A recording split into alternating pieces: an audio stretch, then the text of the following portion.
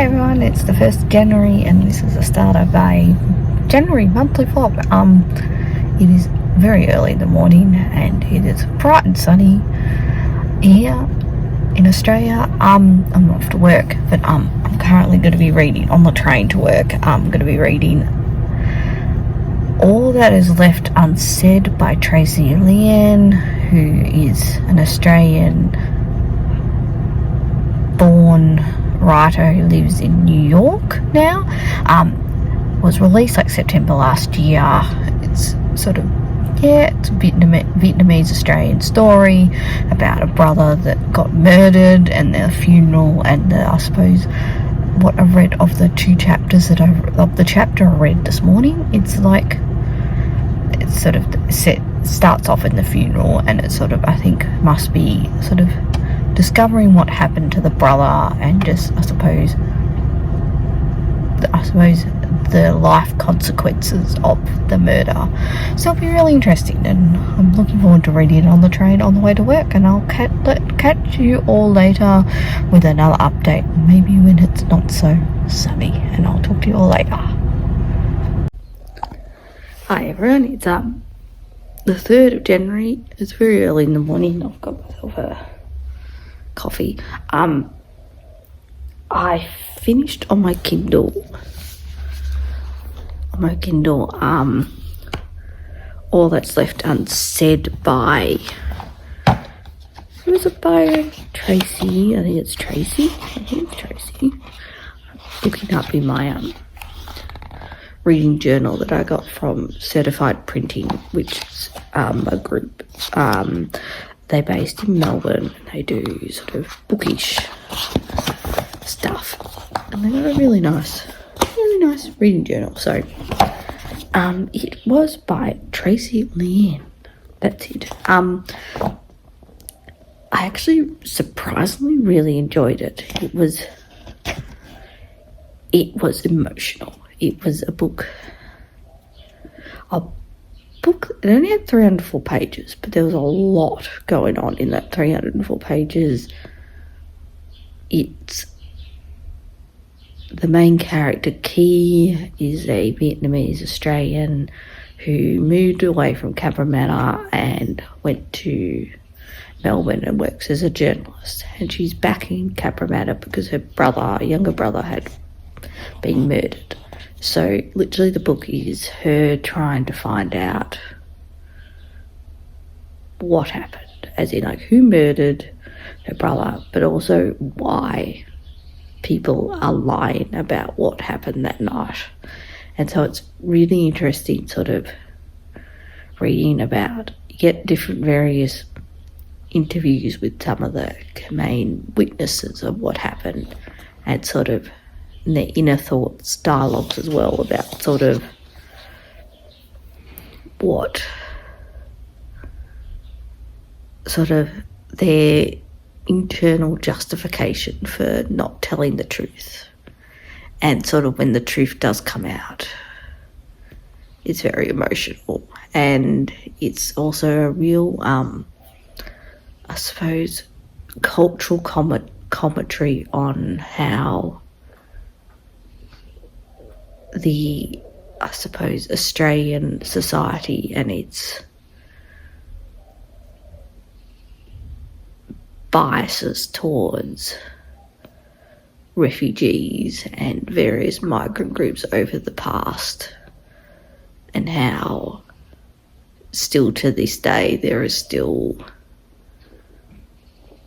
journalism that is very racist in their tones, and politicians and stuff like that, because right at the end of the book it sort of moves away from a focus on what the Vietnamese community experienced in the 90s with certain politicians saying pretty derogatory terms, and how it's moved on to other migrant groups in Australia. And so it's just a really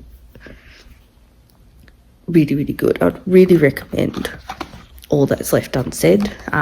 It's, especially if you live in Australia, I think it's a really sort of, it packs a really good powerful punch in the 304 pages.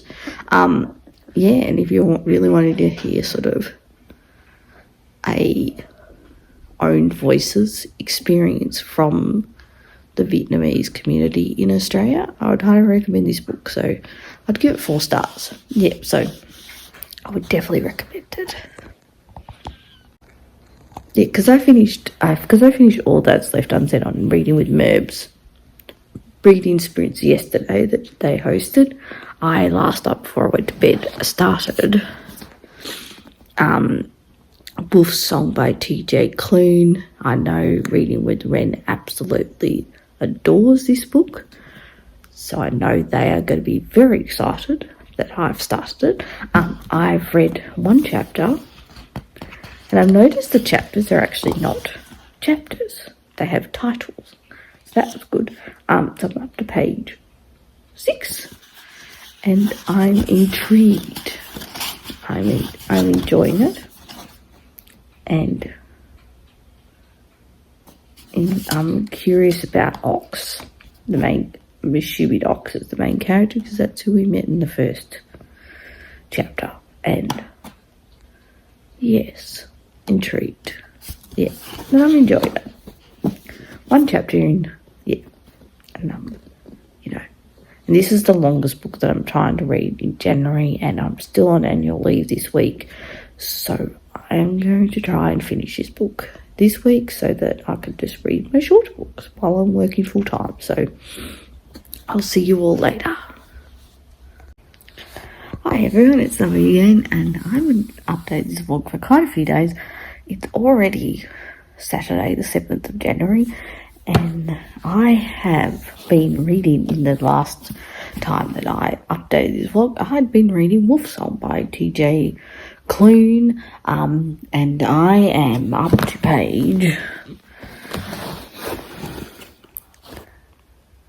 474. So I have less than 100 pages to go of this Wolf Song. What can I say about it? I'm absolutely loving it. I've flown through this. I think I started this maybe Tuesday or Wednesday, and in my spare time I've been reading it, and I've been taking up the last days of annual leave, so I've been able to try and knock off my longest book for this month. This book, I think I've cried twice in this book. Gentleman in the Middle, it definitely pulls at the heartstrings. The characters are really they're interesting characters in that they're not perfect, and so it's nice to sort of have characters that are they're not mean or like not, I suppose, awful characters, like as in you don't like any of them, but they're human beings or people that are flawed, and so therefore you feel like they're very real because they're sort of got flawed characteristics and flawed actions and emotions, and it's very, even though it's about werewolves, it's very realistic. Yeah, that's how I think about it. And I can see why Reading with Ren, how they absolutely adore this book. I can see, and I'm absolutely adoring this book, and yeah, it's probably going to be a 5 stars when I finish it, just because I really enjoyed it. So I'll probably not finish this today, being Saturday, because I'm probably going to do some other things before going to work, but I'll probably finish it I'm jumping on the Sunday morning Australia time, which I think will be evening UK time, jumping on Ashley's Media Addictions reading sprints, because they're doing a 24-hour reading sprint, so I'll be jumping on that on the Sunday. So my plan is to keep it so I can finish it on Sunday, and yeah, so I'll update you probably tomorrow when I've finished this and when I've chosen another book. Hi everyone, it's Sunday the 8th of February. Just a little quick update. on the train to work yesterday, I decided to read Born in Africa, The Quest for the Origins of Human Life by Martin Meredith. I think I'm up to page 47. It's only like 210 pages long, this book. Very scientific. Yeah, but it's interesting, sort of going back, sort of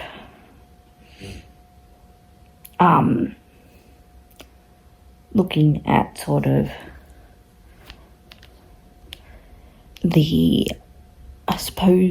English prejudice around Charles Darwin's time on the origins of the human race, and also like maverick people that would dig up bones and all this sort of stuff, and look at it and go, it's very questionable today, and even back then it was questionable. Yeah, but it's sort of interesting, and how some of the research was dismissed because it was from professors that were based in Johannesburg at the time rather than professors that were based in England. So it's just a really sort of interesting book. Yep. Hi everyone, it's Zoe. Excuse the very dirty glasses. It is Monday the 16th of January. I haven't updated this vlog for quite a while, I think over a week, because I've got the start of the second week of going back to work after the Christmas New Year holiday period. So yeah, but that's alright, back to full-time work. So I'll go into what I've read, because I haven't thought my thoughts while reading it, but one of the books was On the Edge by Edward St. Auburn. I DNF'd this book. I got 100 pages in and I DNF'd it. This is about a new age financial broker who meets a random chick in Europe somewhere and decides to follow her without her knowledge, because he believes that he is in love with her, and she's a hippie alternative person, and he ends up in this weird alternative place somewhere in California.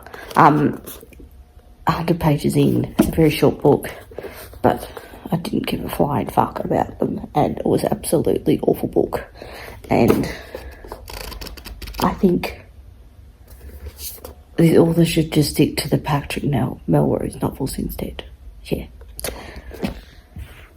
And then the next book I read was actually a collection of short stories, which was Motives for Murder, by members of the Detective Club, and it had people like Anne Cleves in it.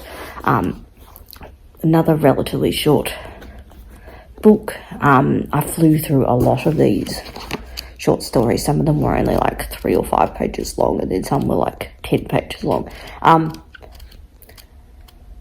Some of them were really good, and some of them were not that great. And that's, I suppose, the risk when it comes to short stories, especially if they're short stories written by multiple authors. Because it's a real art, like a specific art short stories, as in like, I suppose it's a craft that takes time to sort of develop sort of captivating short stories. So it was just really interesting just seeing how people attempted to write short story genre, and yeah, some of them were great and some of them were not so great. So I would probably give this 3 stars just because it was enjoyable, and compared to the DNF of this one, I enjoyed this one. So I'll update you guys later with whatever else I'm reading next. I think I'm going to be reading Catherine House next on the train to work.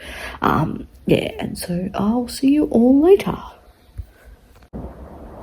Hi everyone, just another update on what I'm reading, or finished reading. Catherine House by Elizabeth Thomas. I feel like I haven't updated this blog in ages. So let's say this book has a really bad rating on Goodreads. I think it has like 3 stars or something, average or something, like 3.2 or something. And there's a lot of very negative reviews on Goodreads about this book, saying they felt like nothing much happens. However, for me, I actually give this book 4 stars. And the reason why I give this book 4 stars is, I suppose, the writing style. I actually really enjoyed Elizabeth Thomas's writing style. Even though it's such a short book, like it's like 320 pages long, the chapters were quite long. But I just felt like while reading it that the house itself, Catherine House, was an intriguing character on its own. Like, I would describe the house itself as a character, and the house itself is almost like a living being. And sort of, even though you got not lots of answers answered in it, as in, like, why these people were chosen. I think these people were chosen for a particular reason. Some of them, yes, you got an answer, but some you didn't. But I also found the ending fascinating. It was like, I would, not to give spoilers, but I would describe the ending as a very political ending, in that throughout the book there was actually a lot of imagery used to describe what discrimination diverse people in America experience, and the ending is very I suppose a commentary on some, like, sort of a reflection on that sort of commentary that was imagery that was used throughout the book. Yes, I'll give it 4 stars, and I'll come back with you guys with what I'm going to be reading next, which will probably be a book on my Kindle. So when I finished this one, I decided to read another of my NetGalley arcs that I am very much behind in, and so I am reading Retribution by Sarah Bailey, I think it is, and it's Retribution is the book 2 in the Lexi Winter crime thriller series, an Australian crime writer. I'm about 27% into the book, and I'm actually surprisingly enjoying it. So it's set on the central coast of New South Wales, and it's an area that I lived for about 6 years. So I know the area very, very well, and so it actually just, so it's kind of like the geographic descriptions of things. I'm like, oh yes, I know where that is. Oh, I know where that is. But besides that, it's actually really, really good. It's very dark. It's about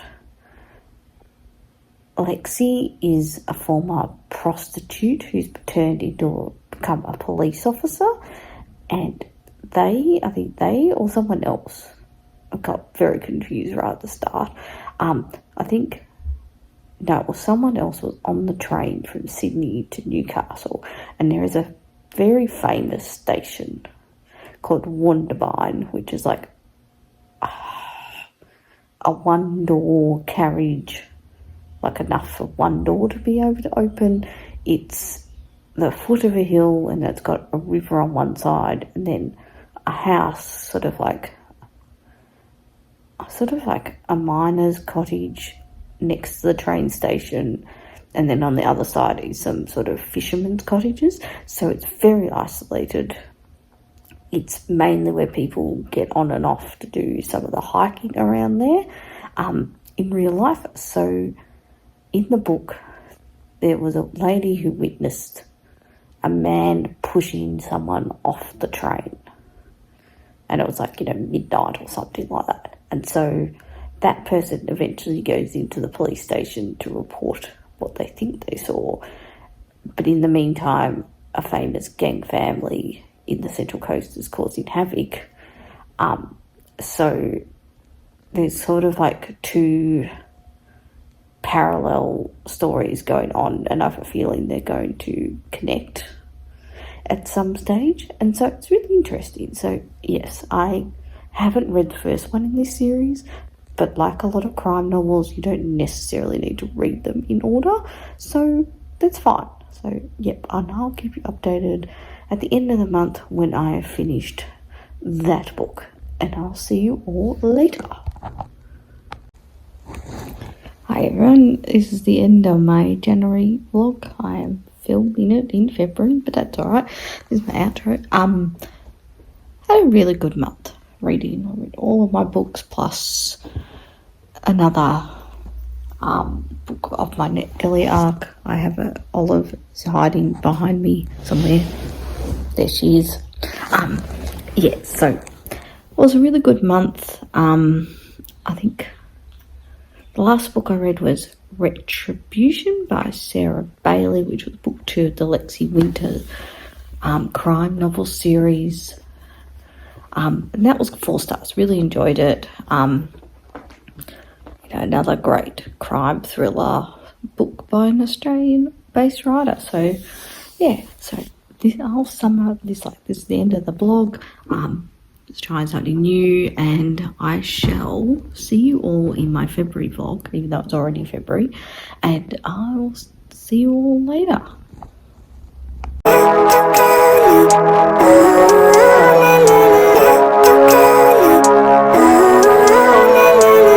Living life, every day, late at night, not okay, all I want, and I pray